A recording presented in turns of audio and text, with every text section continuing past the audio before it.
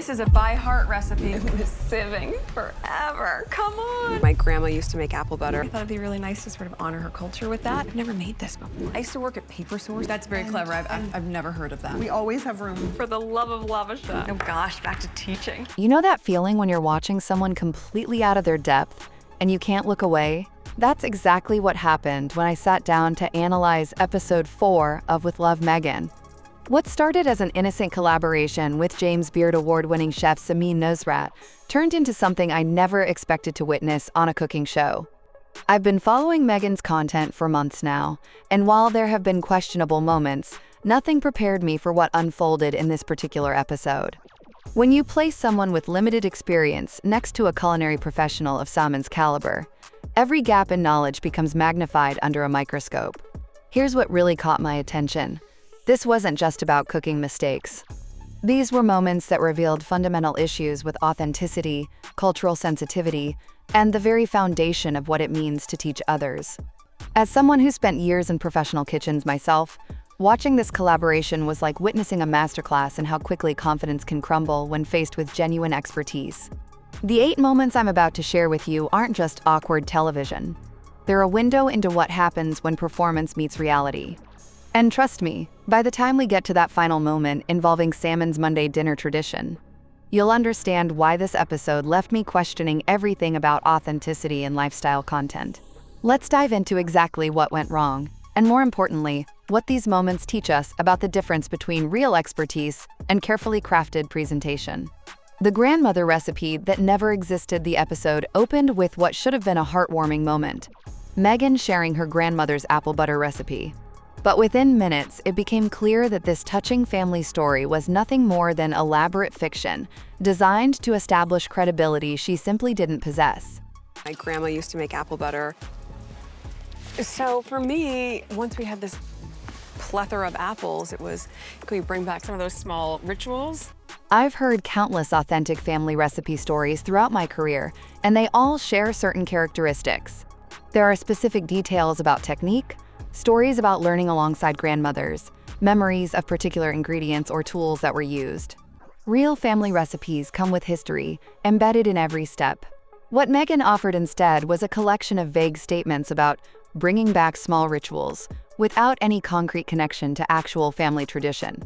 When pressed for details about her grandmother's methods, she pivoted immediately to generic nostalgia that could apply to anyone's childhood memories. The fabrication became impossible to ignore when her traditional family recipe turned out to be nothing more than throwing ingredients into a slow cooker. It's one of the easiest things in the world to make, especially when you are using a slow cooker. Think about that for a moment. If this recipe truly came from her grandmother's kitchen, why would the preparation method revolve around an appliance that didn't exist in that generation? But here's where it got really uncomfortable to watch. When she started making random ingredient decisions without any explanation of their significance to the supposed family tradition, it became obvious she was improvising in real time. The moment that sealed it for me was her bizarre comment about cinnamon preferences. "I don't know cinnamon. My husband doesn't." That statement revealed everything. I don't know cinnamon. My husband doesn't. If this recipe carried genuine family heritage, she would know exactly which spices belonged and why. Instead, she was making decisions based on general cooking principles, not passed down knowledge. The contrast with Samin's authentic relationship to her cultural food traditions was stark. When Samin shares stories about her grandmother's Persian cooking, you hear specific techniques, cultural context, and detailed memories of learning traditional methods. The difference between real inherited cooking knowledge and manufactured family history was painful to witness. What made this moment particularly troubling wasn't just the dishonesty. It was the fundamental misunderstanding of how authentic food traditions actually develop within families over time. Real family recipes aren't just ingredient lists. They're living connections to our history and culture. Cultural appropriation disguised as tribute. The second moment that made me pause the video and take notes was Meghan's attempt to honor Samin's Persian heritage by making lavashak, traditional Persian fruit leather. What followed was a textbook example of how good intentions can go catastrophically wrong when they're not backed by genuine understanding or respect. The disaster began immediately with Meghan's explanation of what lavashak actually was. Her description sounded exactly like someone who had spent 5 minutes on Wikipedia before hitting record. You don't need to, I just think something acidic will always help to balance. She reduced a food with deep cultural significance and complex traditional preparation methods to, quote, basically fruit leather, then positioned herself as thoughtful enough to honor Persian culture through this gesture. Basically, it's like fruit leather, but traditionally very sour rather than sweet. And so because this is a traditional Persian snack, I thought it'd be really nice to sort of honor her culture with that. Here's what really bothered me about this segment. She was literally explaining Persian food culture to an actual Persian chef.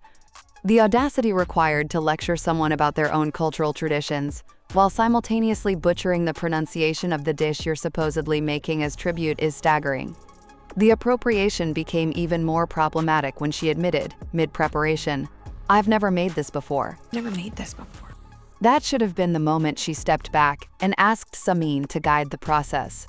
Instead, she continued fumbling through techniques she clearly didn't understand, creating this uncomfortable spectacle of someone performing cultural appreciation while demonstrating profound disrespect through their incompetence. Watching her struggle endlessly with the basic straining process while Samin politely observed this cultural butchery was genuinely difficult. Her frustrated outburst revealed someone who had bitten off far more than she could chew while trying to impress a professional with a gesture that was supposed to demonstrate sensitivity.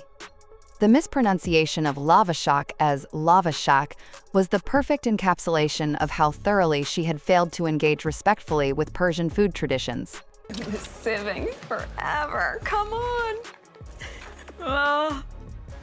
For the love of lava shack.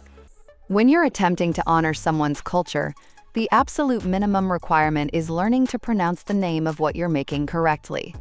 What struck me most was the contrast when Samin actually tasted the finished product.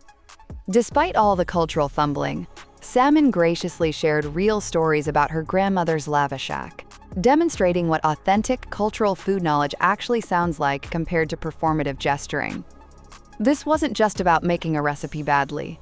It was about someone who thinks surface-level gestures constitute cultural respect, while demonstrating exactly the kind of ignorant confidence that makes such attempts offensive to people from those actual cultures. The paper source teaching credentials. The third moment that caught my attention was Meghan's attempt to establish craft expertise by claiming she used to teach bookbinding classes at Paper Source.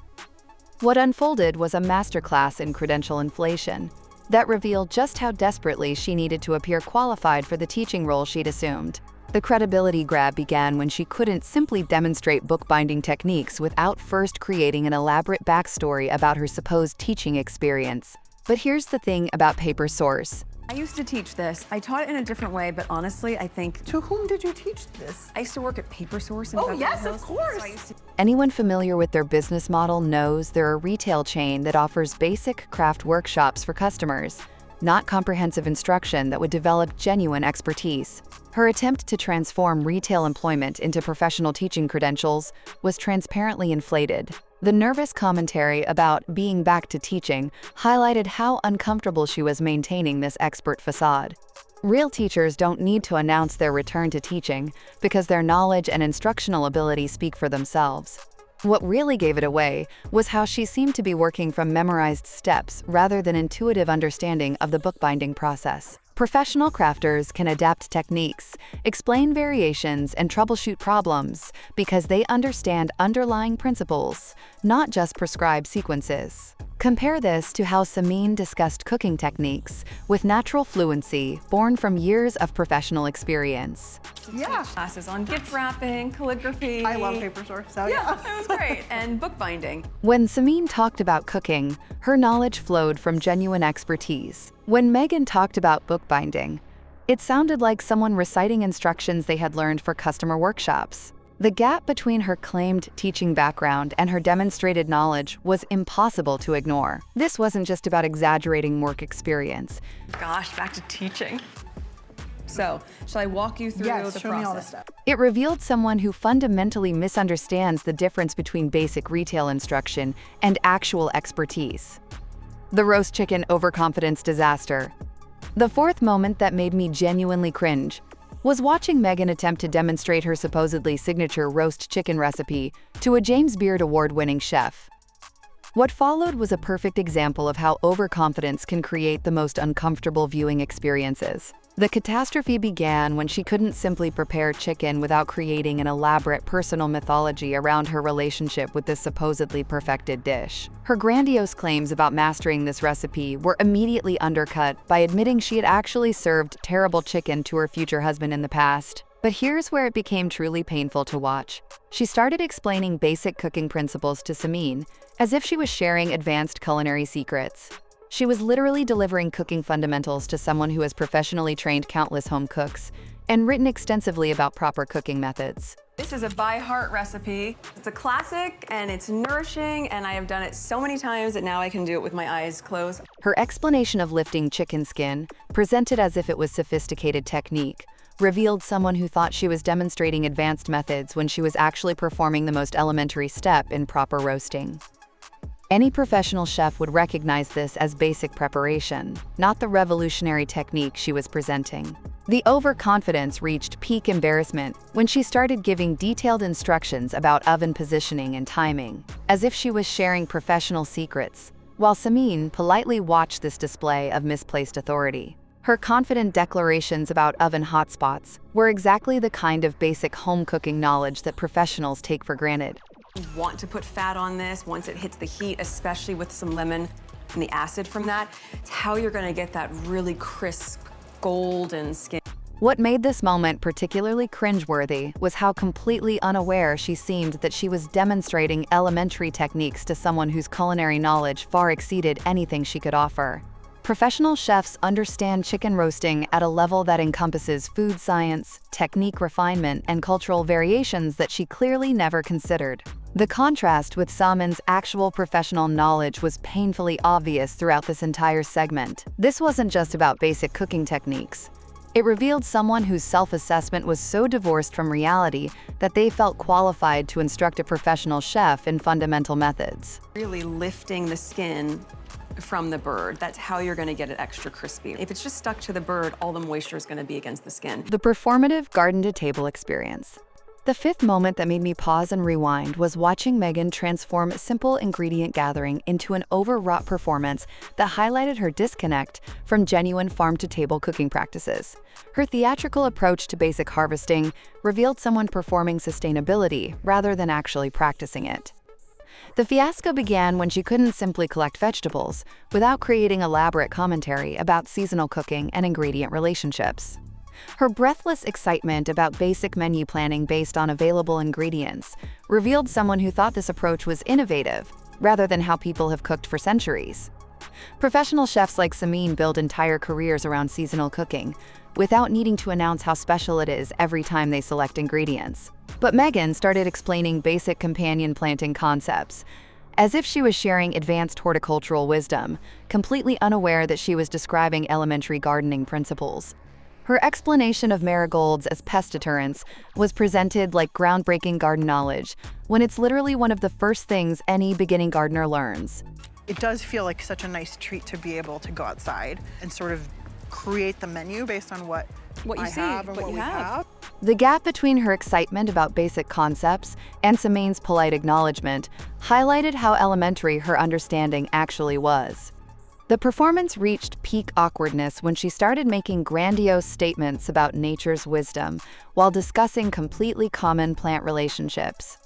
Her philosophical interpretation of plant relationships sounded like someone who had just discovered permaculture concepts and was trying to impress a professional with newly acquired insights. So you have these marigolds that we planted next to the lettuces to help keep the bugs away. The theatrical reaction to finding passion fruit under a passion fruit vine revealed someone performing garden wonder rather than experiencing genuine connection to food production. Professional chefs who actually practice farm-to-table cooking don't need to manufacture amazement at basic agricultural realities. What made this garden-to-table performance particularly uncomfortable? Of course, like nature said, oh, there's danger, but there's protection, there's healing, they're Totally. all close to each other. Was the contrast with Samin's natural relationship to ingredients and seasonal cooking. When Samin discussed food sourcing, her knowledge came from years of professional experience. When Meghan talked about her garden, it sounded like someone performing sustainability for cameras, rather than living it authentically. The intuitive cooking pretense breakdown.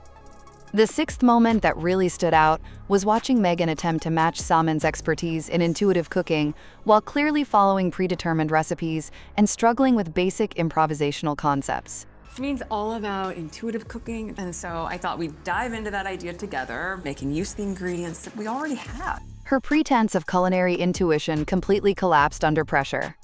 The breakdown began when she tried positioning herself as someone who naturally cooks intuitively, using language that mimicked Samin's approach while demonstrating none of the actual skills that make intuitive cooking possible.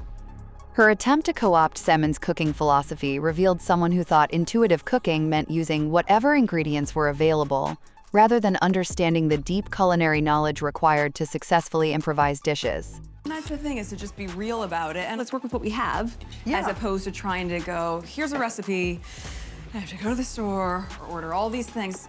Real intuitive cooking requires mastery of fundamental techniques, flavor profiles, and ingredient relationships that clearly weren't part of her skill set. The pretense became increasingly obvious when she struggled to adapt, as Samin suggested modifications to their planned salad, revealing someone whose flexibility was limited to following existing recipes.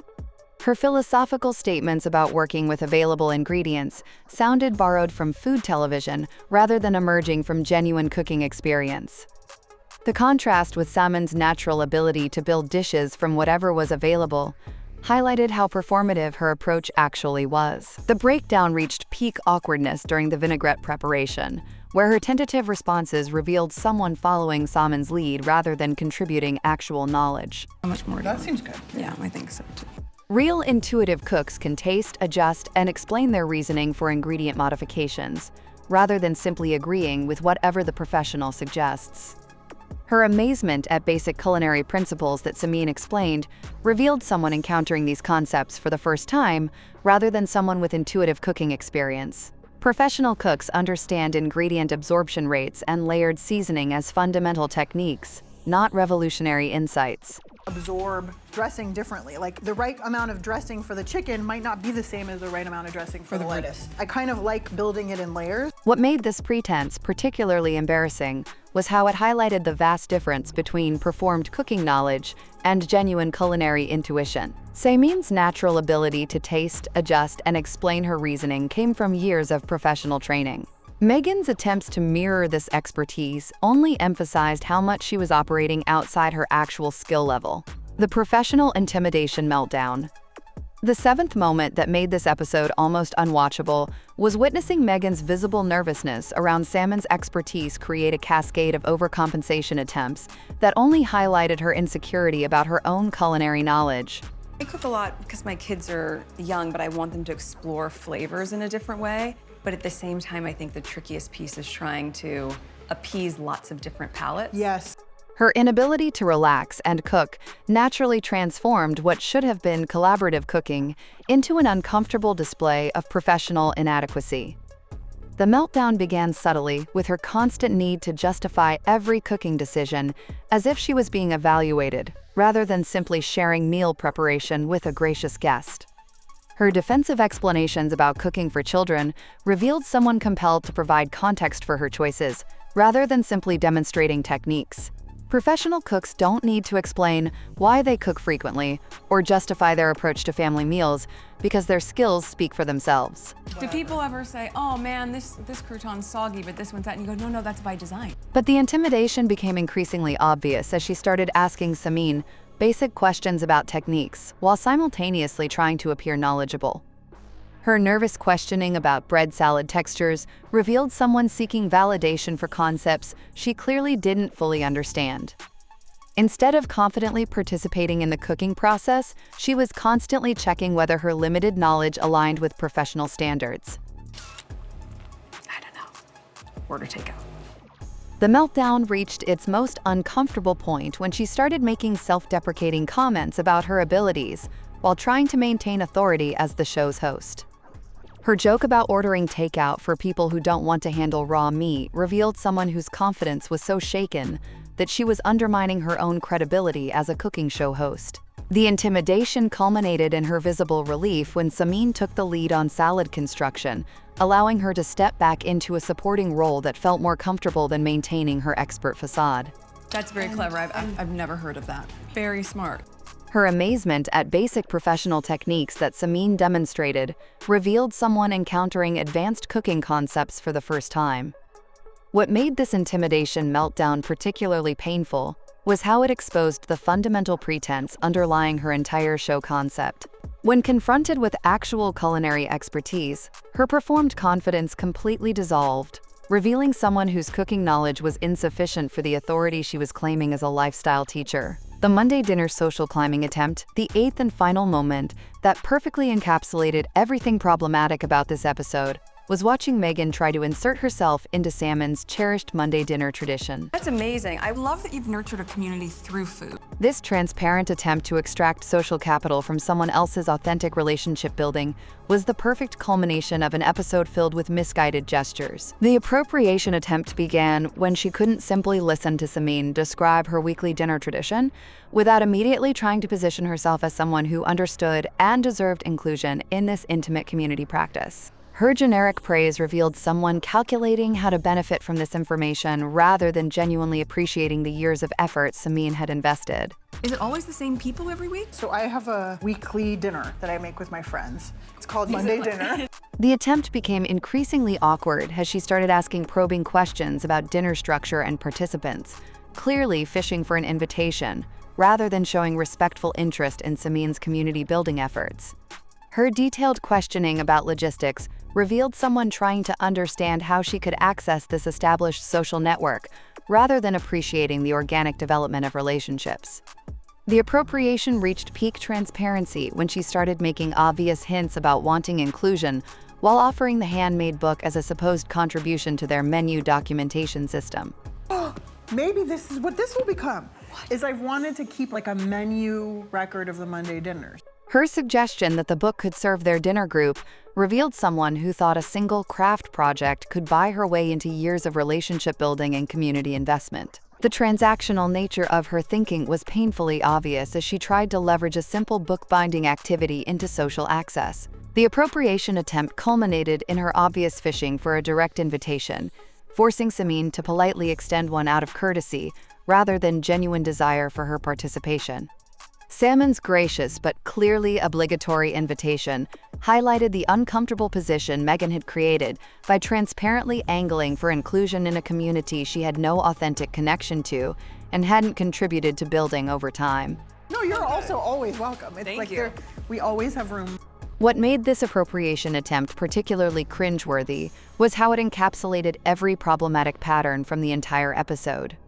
Just as she had tried to appropriate Persian culture, claim expertise she didn't possess, and extract validation from professional credentials, she was now attempting to access an established community through calculated gestures rather than authentic relationship building. This final moment wasn't just about wanting to join a social group. It revealed someone whose approach to human connection was fundamentally transactional. Instead of building her own community through consistent effort and authentic investment in others, she was trying to buy access to someone else's established relationships through superficial contributions. What this episode really revealed, episode 4 of With Love Meghan, wasn't just awkward television. It was a complete exposure of what happens when someone with limited culinary knowledge tries to cook alongside a genuine professional. These 8 moments revealed gaps between confident presentation and actual abilities that were impossible to ignore.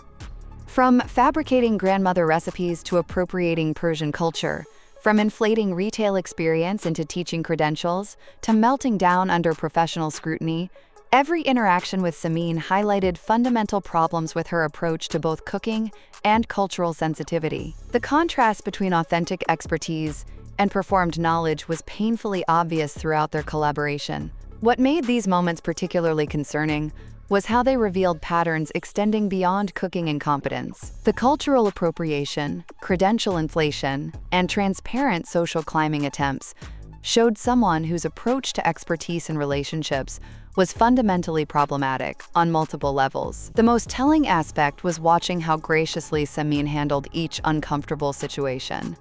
From the botched lavashak to the obvious dinner invitation fishing, professional chefs develop diplomatic skills for dealing with amateur enthusiasm. But even Samin's exceptional kindness couldn't completely mask the awkwardness of these interactions. Having analyzed multiple episodes of this show, I can confirm that episode 4 represents the clearest example of what happens when performative approaches meet genuine authority. The results weren't just embarrassing, they raised serious questions about qualifications to teach anything related to cooking or cultural appreciation. The real tragedy isn't lacking professional culinary training. The tragedy is seeming completely unaware of limitations while positioning oneself as qualified to teach others. When you combine limited knowledge with unlimited confidence, the results are exactly what we witnessed in this episode. So which of these 8 moments made you cringe the hardest? Was it the Persian cultural appropriation disaster? The professional intimidation meltdown? Or maybe the transparent attempt to infiltrate Samin's Monday dinner tradition?